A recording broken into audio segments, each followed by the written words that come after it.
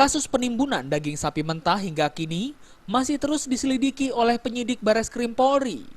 Pihaknya pun sudah meminta keterangan beberapa saksi, diantaranya Kementerian Pertanian, Kementerian Perdagangan, Bea Cukai, Asosiasi Pedagang Daging Sapi, dan 2 perusahaan pengimpor daging sapi, di mana sebelumnya kantor pengimpor digeledah oleh Bareskrim Polri.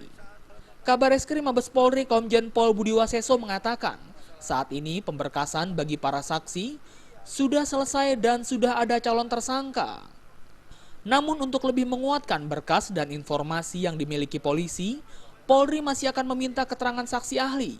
Apakah ada yang dilakukan para calon tersangka tersebut? Terdapat unsur pidana terkait kasus tersebut sehingga dapat segera dimeja hijaukan ke pengadilan.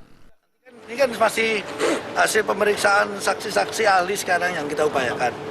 Ada anggota kami yang berangkat ke IPB, ke LIPI, ya, dan beberapa yang kita ingin minta keterangannya sebagai saksi ahli.